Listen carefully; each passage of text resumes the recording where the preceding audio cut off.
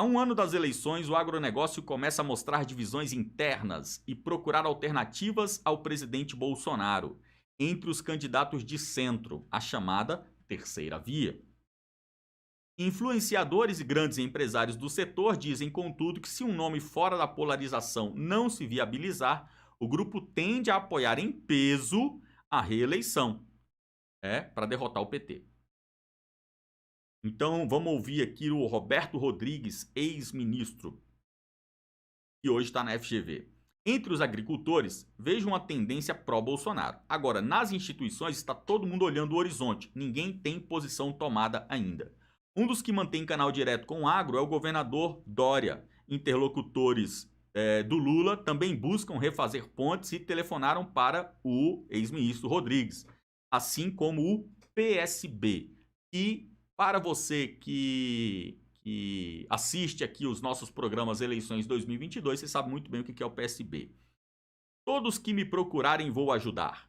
Com o mesmo plano de governo para todos, eu defendo a agricultura em qualquer ambiente. Destacou o ex-ministro de Lula, que não teve ainda contato com o presidente Bolsonaro. A debandada da parte do setor ficou evidenciada com a iniciativa de entidades do agro de encabeçar uma carta em defesa da democracia, antecipando-se ao recuo dos industriais. Embora não citasse Bolsonaro, o texto foi articulado como contraponto ao discurso do presidente no 7 de setembro. O manifesto cita a moderna agroindústria brasileira. Somos força do progresso, do avanço, da estabilidade indispensável e não de crises evitáveis. Bem, você que é aqui frequente no nosso canal e que nos acompanha principalmente na escola, você já aprendeu alguns pontos que são pontos úteis hoje, na análise do cenário político. E um desses pontos é que, num país, você tem o cidadão. Então, no caso, no Brasil, você tem o brasileiro. Na Austrália, você tem o australiano. Lá no Japão, você tem o japonês. Qualquer pessoa dentro do território nacional que não se identifica como brasileiro, ou seja, alguém que pertence àquela pátria, àquela nação, mas sim a uma categoria profissional, ele está mudando as suas fronteiras. Quando alguém se anuncia como caminhoneiro, ele não é mais um brasileiro, ele é alguém que trabalha no transporte rodoviário. Há caminhoneiros brasileiros, caminhoneiros franceses, caminhoneiros canadenses e caminhoneiros japoneses. Essa forma de identificação de pessoas por meio da sua classe de trabalho é uma estratégia socialista. Por quê? O projeto socialista, ele é um projeto global. E no socialismo buscava-se identificar as pessoas por características que fossem também globais. Assim, no socialismo, buscou-se identificar as pessoas não como franceses. Por quê? Se eu identifico as pessoas pela nacionalidade, ao passar as fronteiras, o outro não vê mais uma correlação, não vê mais uma motivação de camaradagem para com o francês. Então é necessário reclassificar as pessoas. Como podemos fazer isso? Vamos falar sobre guerra de classes. Na guerra de classes, você tem irmãos caminhoneiros, univos. Aí o caminhoneiro chileno, o caminhoneiro brasileiro, o caminhoneiro francês e o caminhoneiro da Mongólia, todos eles se veem parte de um mesmo grupo. Quando no Brasil começa-se a se falar sobre o agro é Bolsonaro, gente, um cara que deixa de se identificar como brasileiro para se identificar como eu sou do agro, saiba, esse cara não é Bolsonaro. Nem Bolsonaro, nem Lula, nem Ciro, nem Macron, nem Obama, nem nada. Ele é agro. Ou seja, ele defende a bandeira da sua categoria profissional ou da sua classe de trabalho. Então, quando um cara vem com esse papinho, não, porque o agro todo é Bolsonaro, deixa de ser burro, deixa de ser otário. Você acha então que se o Bolsonaro perder ano que vem, aí o cara que é agro, ele vai deixar de ser agro? Aí ele vai para São Paulo e vai começar a vender pastel na feira? Porra, tu é burro. Tem demência, velho. O agro é agro, porra. Então, se o Bolsonaro ganhar, o agro é Bolsonaro. E se o Lula ganhar? Aí o agro vai se unir para tirar o Lula? Aí o Lula vai lá no Banco do Brasil, ferra com o financiamento pro rural. Não, meu irmão. Se o Lula ganhar, o agro é Lula. O agro não é Bolsonaro. O agro é situação. No Brasil, todo mundo é situação. O lance no Brasil é você ser situação. Então, o Bolsonaro ganha, ok, eu sou Bolsonaro. Ah, e se o Lula ganhar? Eu sou Lula. Ah, e se o Ciro ganhar? Eu sou o Ciro. E assim vai, bicho. Então, o que nós estamos vendo aqui? Ah, essa matéria é um escândalo. Claro que não, essa matéria é uma obviedade. Essa matéria é óbvia.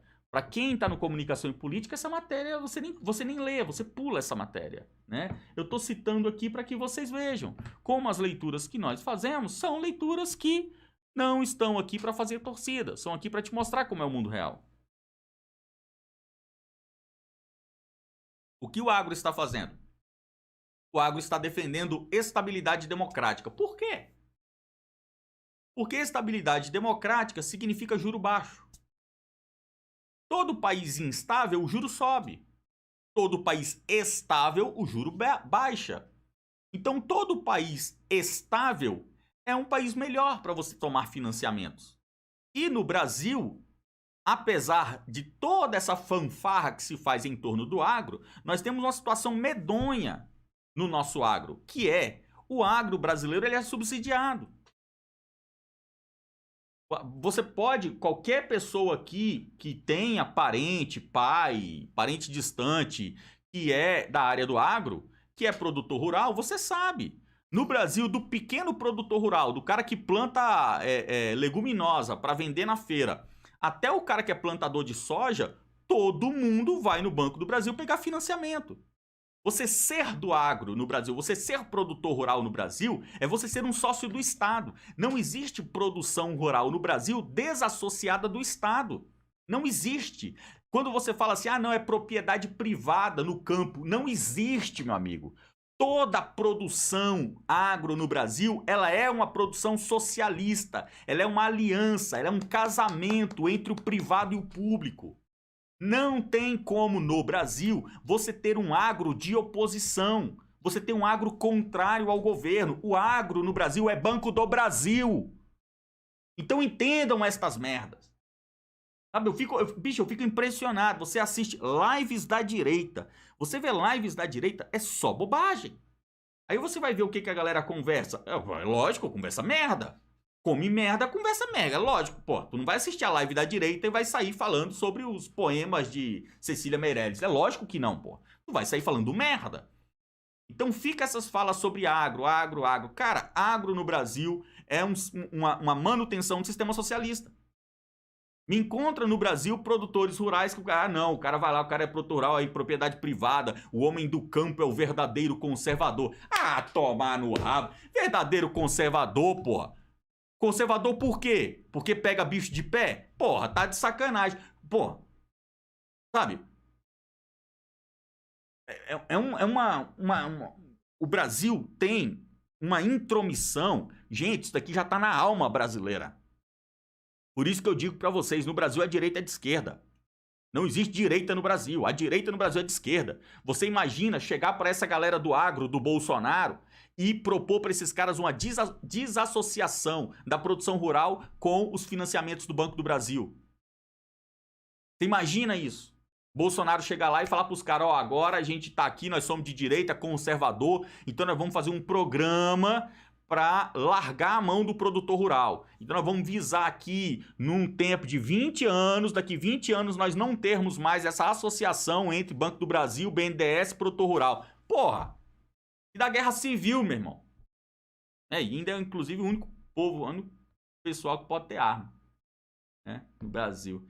Então, cara, sabe, tem que entender, gente, a formação do país. Essa dificuldade de entender como que o país funciona, qual é a realidade brasileira. Agora, a gente falou sobre isso aqui nas aulas anteriores aí. Se não me engano, até na live de quinta-feira, na live para membros, a gente falou isso, né? Sobre o malogro da capacidade de ver.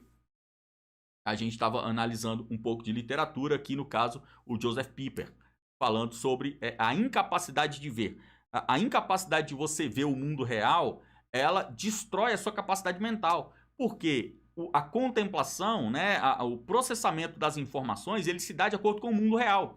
A pessoa que não tem olhos para ver o mundo real, ela não consegue processar as informações. Então, o que acontece com ela? Ela é uma pessoa que vive uma distopia. Ela vive um cenário totalmente neurótico. Ela faz análise de coisas que não existem, que é o que nós vemos hoje no Brasil.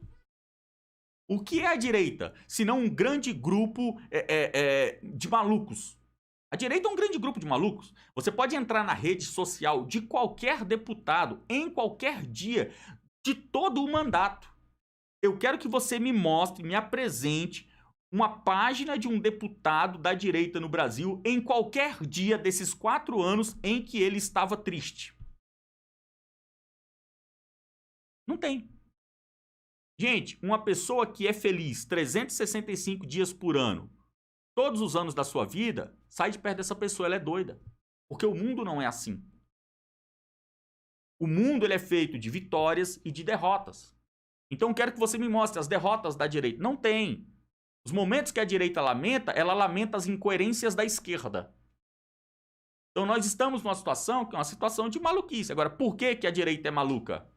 Ela é maluca por quê? Porque ela não tem capacidade de visão. Ela tem olhos, mas não vê. Ela olha para o Facuri indo na CPI da pandemia e fala assim: ah não, o dia de hoje não teve importância.